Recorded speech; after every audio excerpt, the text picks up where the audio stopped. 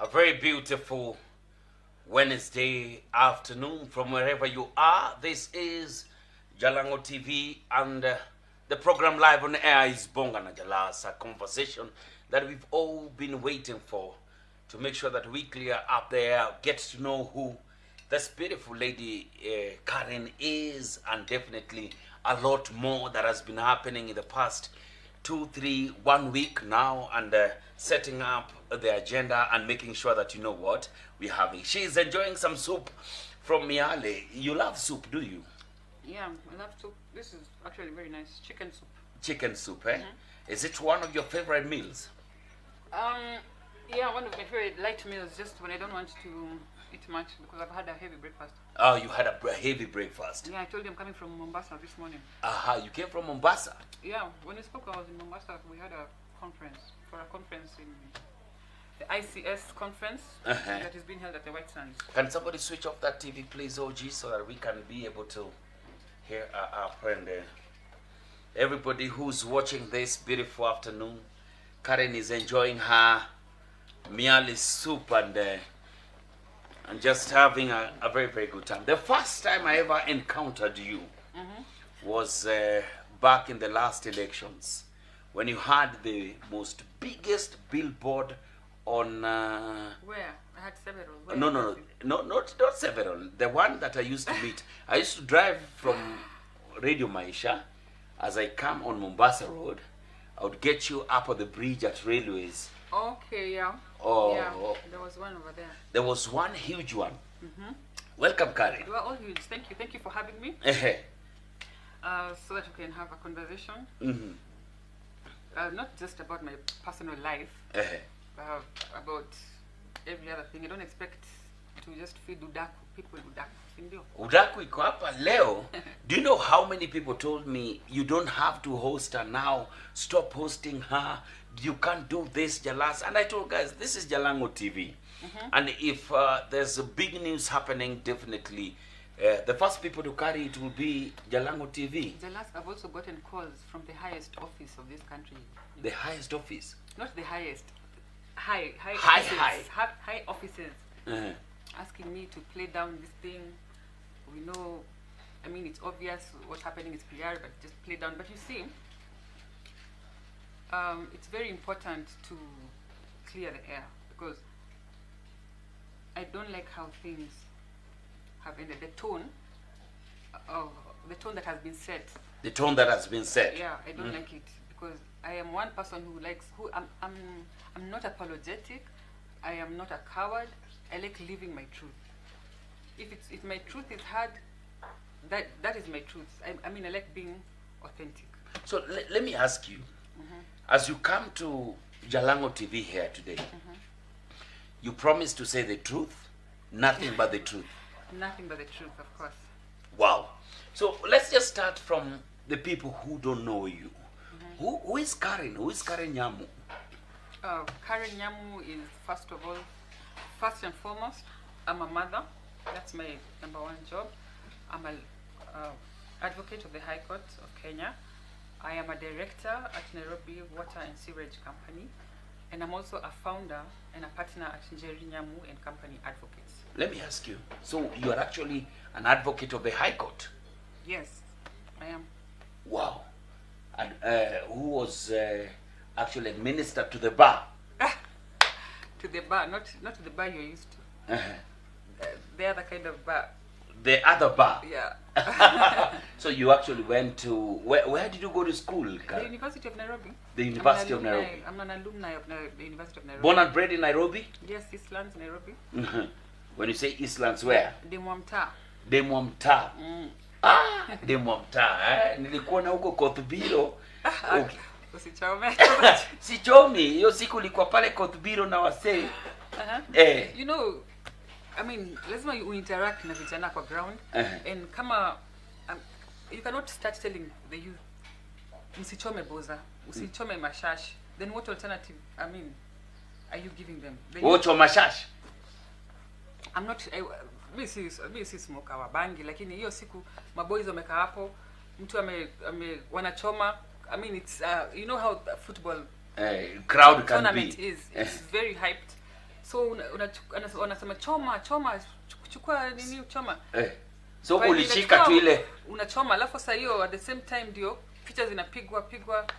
It was a casual thing. Kuonesha tuko pamoja, so that the next time the kind of person who can have most influence with these young people to tell them, manze choreni boza, wacheni kuchoma, is someone who actually comes down to their level. Yeah, because you cannot just... So actually hiyo siku au kuchoma, ulishikilia tu, yani kuonesha kushikilia tu. But if you come from a judgmental point of view, telling people usichome boza, sijui usichome bangi, si watu wanalia sauti yako iko chini, Jalasa kwa juu sana, angalia tu. Aki wewe uko na sauti kubwa. Si ati sauti kubwa, si ongeze tu kidogo Karen. Wacha basi ni shout. Si ati ushout, ongeze tu kidogo. Okay, sawa. Aha. But you know my natural voice is low. My natural voice is low, so I have to ndaipeleka juu. Hapo iko sawa? Hapo iko sawa. Watu wanasema sauti iko sawa. Watu waniambie kama sauti iko sawa, kama sauti iko sawa. Sauti iko sawa, mseme kama sauti iko sawa. Okay now? Yeah, it's very nice. Hebu niambieni guys, tell me if the sauti is sawa. Kama sauti iko sawa, talk to me. Just type the word sawa, sauti iko fiti, so that we can go. Somebody saying it's good. Let me hear. Hapo sasa sauti iko fiti. Let me hear everybody who is here. Kama sauti iko fiti, just let me sauti iko sawa. So tulikuwa tunaongea hiyo story ya boza, si ndio? Wewe unajua umepigwa picha ukipiga boza live huko Kotbiro. Ndio nilikuwa na try kukuelezea Jalas. It was a hyped up football atmosphere. It was the final day actually. That's the day the winner was being declared. So uwanja imejaa kiwanja, boys are hyped, and hawa ni boys wa maghetto. That's their pastime, because we know our youth don't have jobs, there's nothing to do. So wanachoma boza. And as I was saying hi to them, Juniliana nikiwasalimia nikiwagotea, they were smoking up.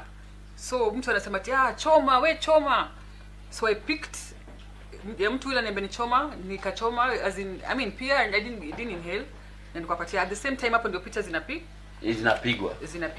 But I was also saying, I was making a point that if you want to talk and influence the youth, if you want to talk to them and have an impact in their lives, you cannot do it from a judgmental point. Ati bangi, nyi watu ni wenda wazimu, nyi watu wa bangi, you cannot do that. But because they have seen me actually holding weed, I can actually be of more influence and impact to them. Nikwambia manze hii kitu haitawasaidia. Fikirieni maisha inaweza endaje, you know? Wow. So you never won the Nairobi Women Rep?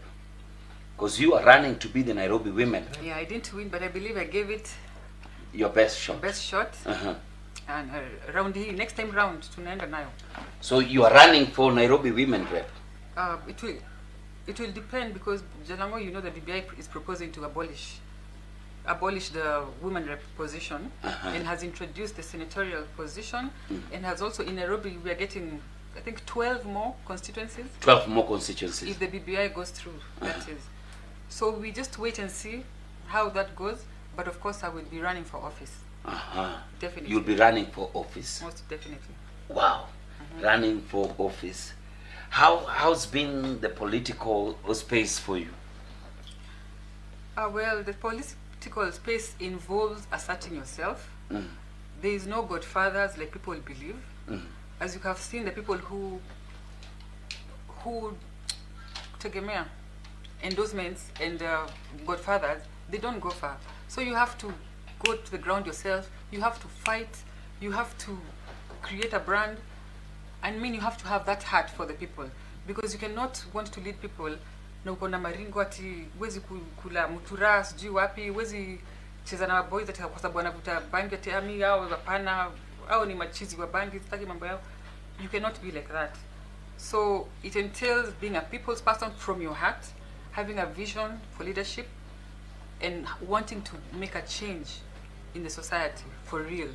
Not the motivation should not be maybe power or whatever, because I'm telling you, it's not easy.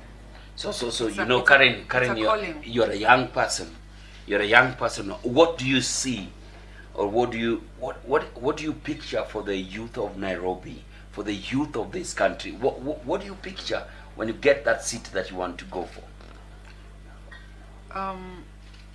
The unfortunate thing right now for the youth of this country is high, crazy rates of unemployment, Jalas. If I give you my phone, if you go through my phone, like now during this thing that has been happening in my personal life with my family, my number got online in all this. Mambo mingi. Yeah. Someone gets your number online, you're a stranger, they say hi to you so nicely, and they ask you, can you please offer me a job? Because they've wanaona ni kama uko na hope kidogo unaweza wasaidia. And it's very desperate, and it's inaniumanga sana. It's So the first thing maybe you're planning to do is just get guys jobs and not stuff. get guys jobs, because you can't just get guys jobs.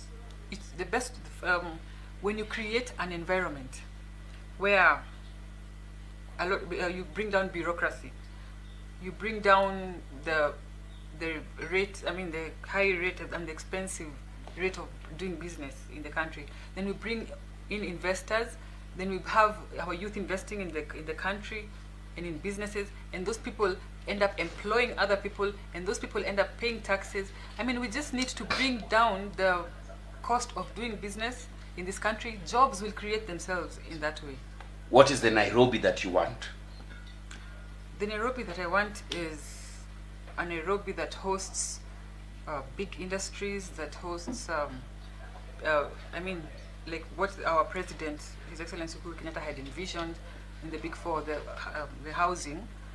Among the Big Four, there was a housing industrialization, affordable food security, affordable housing. The most people in Nairobi live in slums. Mm-hmm.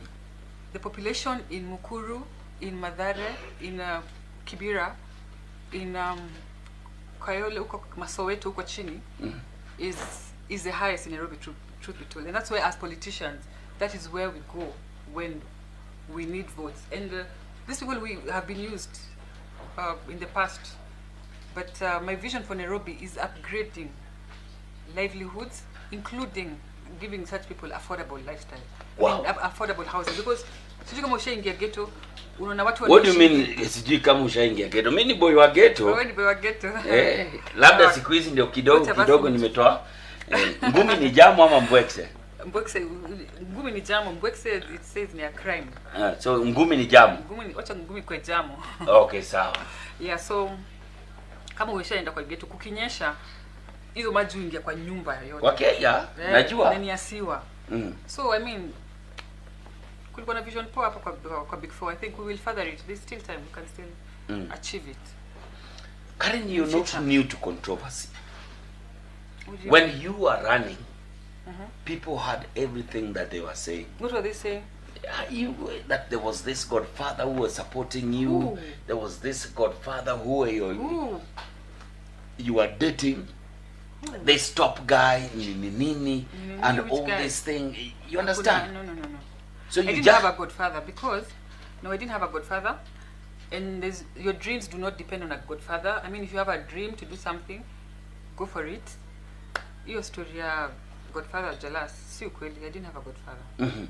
How did you manage to fund your campaign? You funded your campaign in the biggest way possible.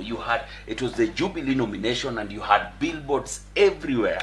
Some of you people do not actually know who Karen is. Karen actually was in the nomination field to be the Nairobi women rep under the Jubilee ticket until she lost the ticket and she had to back up. But everywhere her billboards were, she was attending every single interview and all. How did you get to finance all this? Through my savings, and I got a lot of support. I got a lot of support from clients because I was still running a law firm. So my clients supported me, my friends supported me. People gave me cash. So it's actually your savings and your law firm that supported you. Wow. And friends and family. So we must be ready for Karen Nyamu again in the ballot papers come 2022. Now, for the home run, hakuna kubahatisha sasa. So this time you are taking it. Guinea wasekao, unasema? Guinea wasekao. Yani this thing we've already taken. Yeah, Guinea. You are very beautiful. Oh, really? You confused Samido. Stay jealous. You are controversial. You. Myself, I'm not controversial. I've just said you are beautiful and you confused Samido. Where did you guys ever meet? I don't think I confused Samido. We actually met in a political event that he was performing in sometime last year, and we became friends. Actually, Jalas, can you believe I didn't know that Samido was married, because he was not even wearing a ring. I came to know that Samido is married after being his friend for around 4 months. You're a liar. I'm serious, and I was told by Sanitize.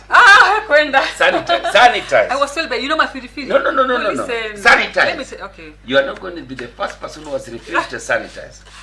Samido's marriage has been out there the whole time. Because you don't know when we Everybody- met. my friend. everybody- You don't know when we met. Everybody I'm knows sure that the first Samido- time you knew he was married is through Weekend with Betty Chalo. I'm sure. Yeah? Me, I was told by Mafirifiri. You know that Mafirifiri MCA? Eh. Yeah, she's the one who saw us together and told us, did you know Samido is married? So when you met Samido, you did not know that he was Because married. he was not wearing a ring, and he doesn't, I mean, not that the people who... So did you ask him? Well, because immediately he was not hitting on me immediately. We became friends. But I came to learn later when I'm already in this thing. Wow. So you did not know that Samido was married No, I'm because... not making any excuses, by the way. Don't think that I'm here to make excuses that why did they... I'm not playing saint. That, I mean, these things happen, and a lot of women living this life, a lot of women in the society. So I'm not here to pretend that I did the worst thing. The only thing I have a problem with, Jalas, is people thinking I am a home wrecker. I wanted to break Samido's marriage. I was doing things to compete with the wife and all that. Jalas, if I can take this opportunity to tell you how it escalated from there, because I've told you I've been friends with Samido since he decided to call it friendship. I've been friends with him since 2019, right? Have you ever had any drama with me and Samido? The drama started after I've gotten a child. Yeah? So all this time, you guys were dating until you got the baby. Yeah. That's when the drama started. Where this drama came from, because it is obvious there is drama. Hakuna haja ya kujifanya. There was drama. How it started, we've been having conversations, me and him. Kama tumekaa chini namwambia, you will have to claim your child somehow, because there's trolls all over calling me Kumreka and all that. Don't claim me, because I mean, me and you may not be permanent, but you and your baby is permanent. Claim your child. Then he's like, no, I'm waiting for his birthday. Let me post him on his birthday. There's no event that has come to give me an opportunity to post him. Just wait for his birthday. But now every single time he posts his children, and you can go to his Facebook right now or his Instagram. Every time he posts his children, his other children, whom I love so much, and one cheeky boy called Mike, who is his second born, whom I love so much. So every time he posts them, that was my point. When you see the comment section, everyone is trolling my child or asking about my child. So I said, do you like this? I know you love your child. I know you're there for your child, but doesn't this bother you? Why don't you make these people shut up? But he was afraid. So I don't know, for some reason he was afraid. And he was telling me, by the time it's his birthday, I will have worked out a way. I've already talked to my wife. My wife knows this situation. My wife knows I got a child with you. There's nothing that we can do about this. But, I mean, give me time, I'm going to claim him. So, it just happened that it didn't really bother me or anything that time. But it just happened that on Friday or Thursday, his admin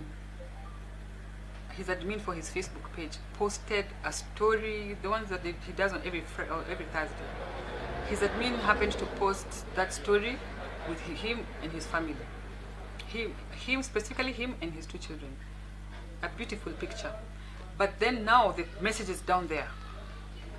My child, Karen Nyamu ameona hii, sijui nini, you know, bringing. So that's where it escalated. I told him, you're going to claim the child. It's a good idea, because you're going to shut up these people. I don't like, as a mom, I don't like these comments.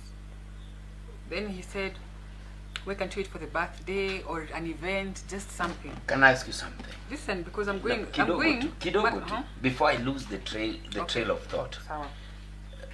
You started posting him. That's where I'm going. So on Saturday, this Saturday, we had, first of all on Friday, akitoka job, tulichat kutoka, we were fighting on WhatsApp. From around, alitoka job, I think to saa 4. So we were fighting on WhatsApp. The fight is about those comments and you claiming your child. So we are fighting and fighting until around 2 a.m. Texting and chatting, and he's adamant on the birthday because he's afraid. I don't know what he's afraid about, because I told him, this is an open secret. Everybody knows my child is yours. It is an open secret. There's nothing to hide. You got everybody to know about it. So on Saturday morning, because I fell asleep when we were chatting, when we were fighting, I fell asleep. On Saturday morning, I wake up and find he had continued chatting. Yeah? So I saw those messages, and I don't know, sijui kama niliamka na mood mbaya, nikaongea vibaya na nikamwambia, my child will get his identity. Just watch it. My child will get his identity. Na hasira, na nikaingia kwa Facebook, kwa Instagram, na nikapost hiyo video. Unaona, kwa hasira. Kwa sababu, what are you telling me at his birthday? So me, I'm supposed to niendiwe mtoto wangu akitusiwe mpaka November. And I told him, Sam, this is a very emotive issue for me as a mom. I told him, this is very emotive for me as a mom. I don't like these comments. You love your child. Unaficha nini? What are you afraid of? You've told me your wife knows about this. You've told me you sat her down. But yesterday, I think I realized it's not true. He had not sat the wife down. Even when he's at home, he tells me that his wife knows. Actually, where do you think she thinks I am? Of course she knows I am here. You see? And if you saw a post that I wrote on Saturday or Sunday morning, I asked people on my Insta stories, do you think Samido is so reckless that he has not sat his wife down? Or do you think that she's so evil that she has anything against a child? But you know, I don't want to put blame on anyone. I just want to make it clear that this video, posting the video, was not about fighting with Samido's wife. Because if it was fighting with Samido's wife, those fights would have started in 2019 when I was told he's married. I've not learned that Samido has a wife now. So that he said he does not understand the timing and the intentions of me posting videos. He knows we were fighting. Because in that fight, he also went to Insta stories and called me Muhiki wa Mikosi or something like that. It was an exchange.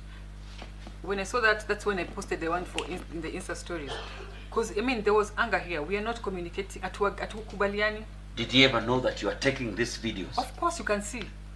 You can see his thing. And even the one on my Instagram, it is cut short. That video is longer. It is much longer than that. So, of course, he saw that I'm recording. He knows. He has so many pictures of himself in his phone. Wow. So, the point here is, I was not posting videos for Samido's wife, who I was told already knows about this situation. I was posting to claim the identity of my son. And that is something I do not regret. Because what I wanted to achieve, which is my son being claimed, did it happen yesterday or not? It happened, yeah? He claimed his son finally. If I had not posted those videos, he would not have claimed his son. So, now we are good. Wow. But you see, you have your first daughter. And you've never gone wild like this about the baby daddy and everything. Jealous, do you know my baby daddy? No. Unamjua kwenda. Umjui? Okay, it's my friend. Okay, yeah. Let me just accept. Go to his Instagram right now. My daughter is in every now and then, because every week they see each other, every week they go out, every week he comes, sometimes he cooks for her.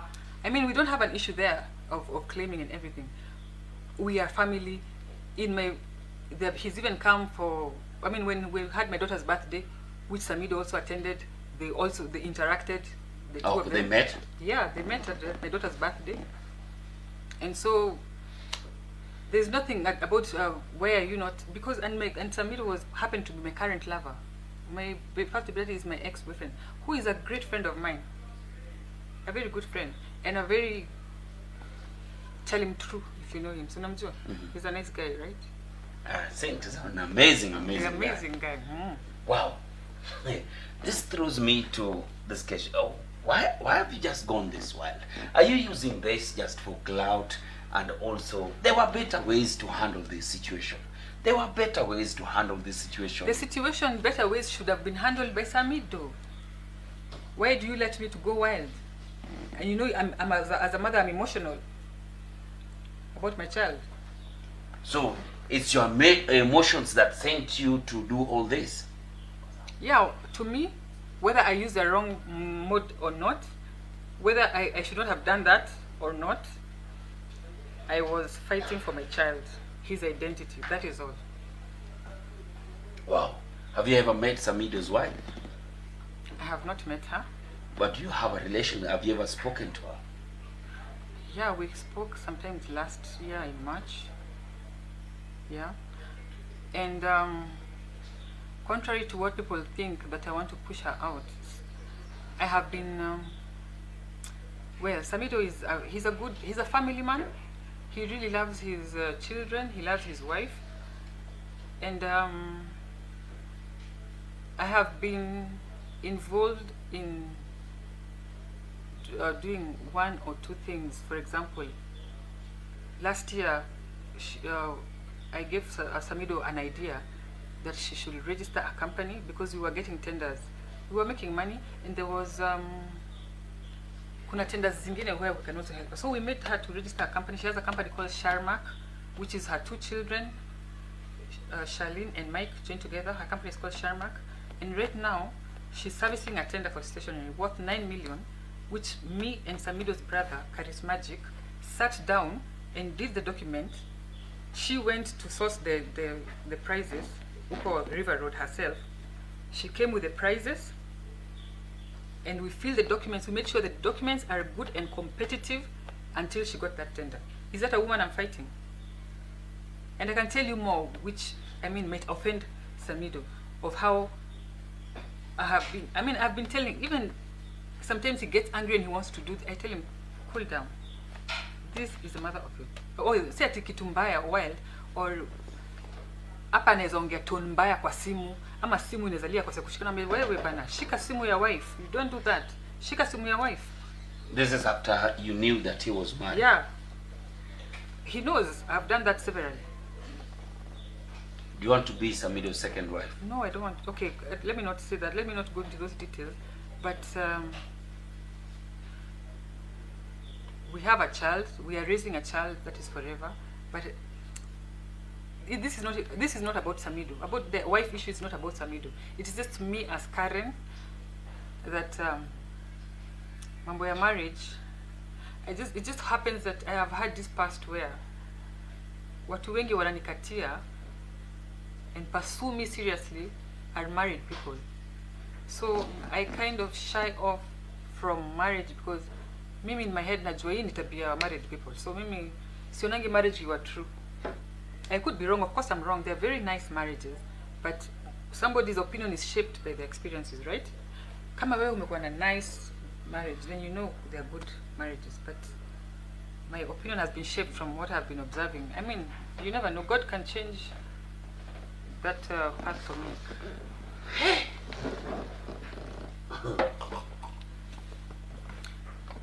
Something else. Anyway, let me not talk too much. 12,000 people watching this beautiful afternoon. To the millions of family. People love you, and people hate you in equal measures. Wow. Guys, this is Jalango TV. This is Bonga na Jalas, and I'm with Karen here. She's just explaining a few things that most of you people wanted to know. And I want to appreciate you so much for coming here to try and clear the air. Because wamama wamejamu na mimi, Wamama wamejam. Wamejamu vibaya sana because homewrecker unaharibuaje nyumba ya mtu? Are you crazy? Kwa sababu yesterday when Wewe somebody ni went nani bana? out there and said, I'm sorry to my wife, all this, we had a friendship that led to our innocent baby who I'm taking care of. He You does. understand? Both emotionally and spiritually and financially. You still went out there. Why? Do you know why? Why would you go there? Even if why That would was- you hit a man when he's already down? That was a reaction. Then that was a reaction that is unfair to me. It was a reaction that was unfair to me. That's what I felt. And I felt betrayed. And that's why I had quick reactions. Maybe I got emotional because this is someone who's been very close to you. The first time when the news of my pregnancy came, we were actually together when we were called by media. And I didn't know that he has told media that, or whatever he said. Then later he said, that was a terrible mistake. I'd never thought about this situation before. I'm wiser now. I'll know how to handle this. When I'm asked next time, I'll tell of people that it's none of your business. Don't ask So me. it's actually Samido who broke the news of your pregnancy. No, no. I think somehow in the baby shower that came out and they said I've hinted. I didn't hint. I hinted to who? I mean, but vlogs have to sell. It's okay. Mboka ni mboka. Kazi ni kazi. Wow. So let me ask you, today, if you were to meet Samido's wife, what would you say? I would tell her that I'm really very sorry because I didn't know that you were in the dark. I learned yesterday that you have been in the dark all this time. I was, Samido kept insisting, do you think I've not sat her down? Do you think she doesn't know about you? You know? But it seems like... Woman to woman, if you're talking to her, If I'm talking to her, I would say, I'm really sorry. tell her like, Nani, her name, you know her name, you know everything, you've got tenders for her. Talk to her on the I camera. didn't get tenders for her because I don't sit in the committee. I helped do the You helped her documentation. work everything. Yeah.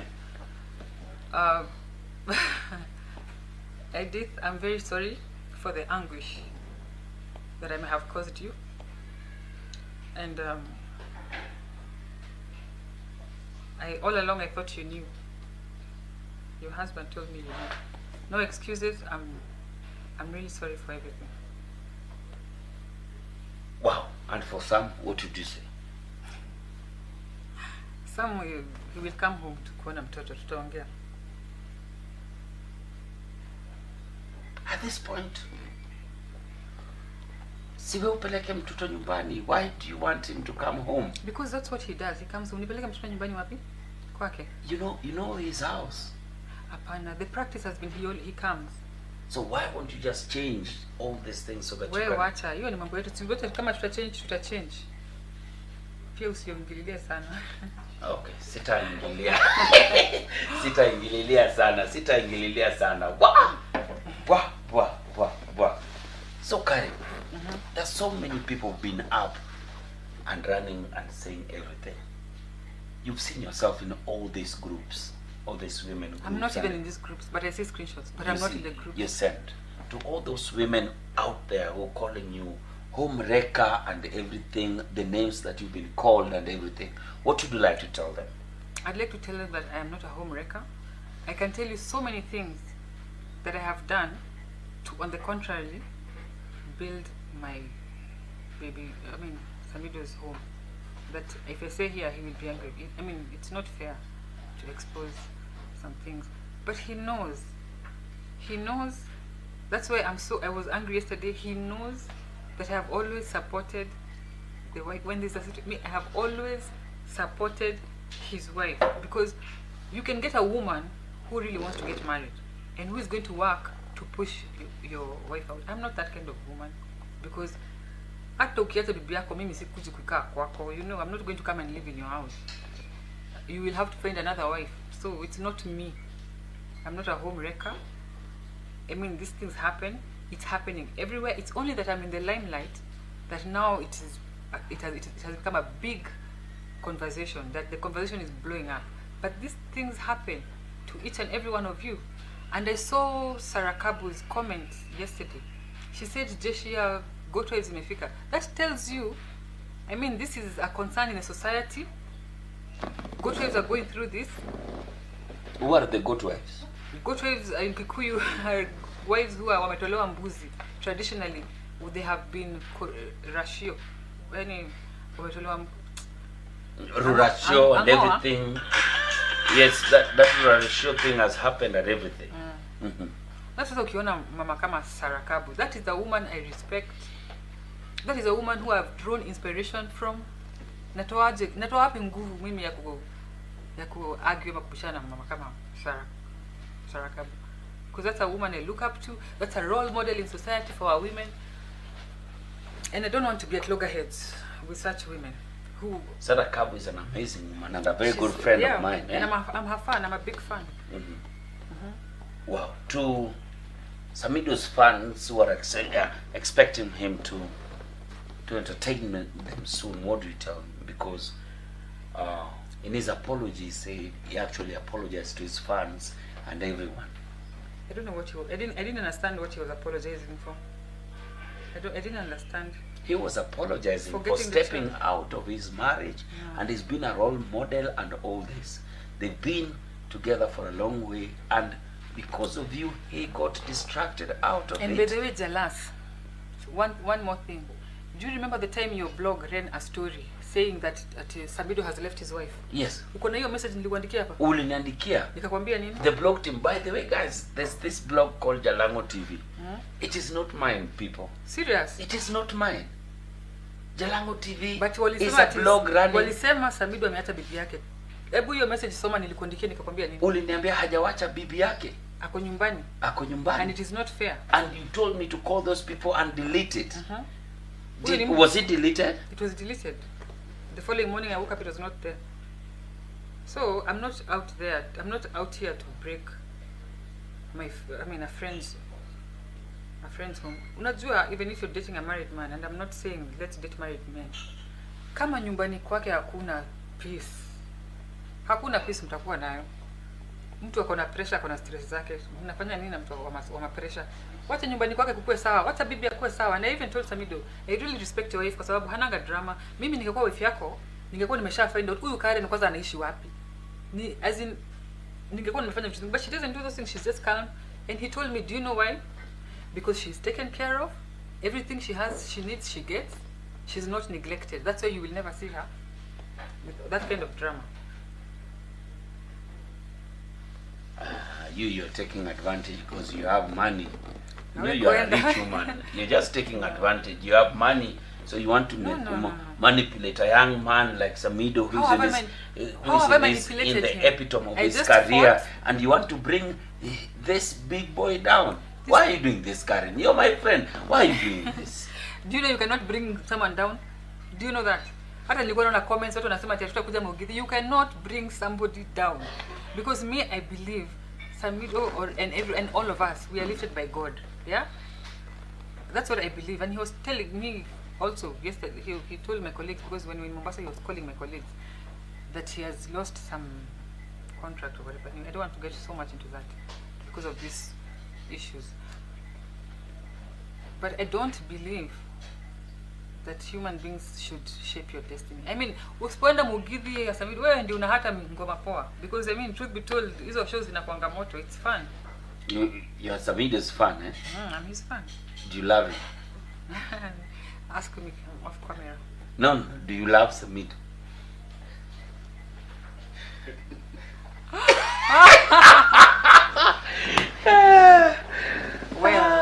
Well, next question. Hey, Yesu we, Yesu wangu we.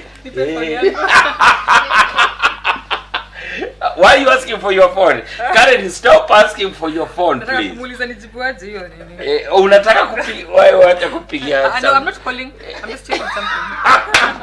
I can't call. You know, Samido is a very good friend of mine. Yes, yeah, I know. What are you looking at? What are you looking at? Nobody holds their phone in my show. Oh, really? Oh. This is my show. Okay. Yeah.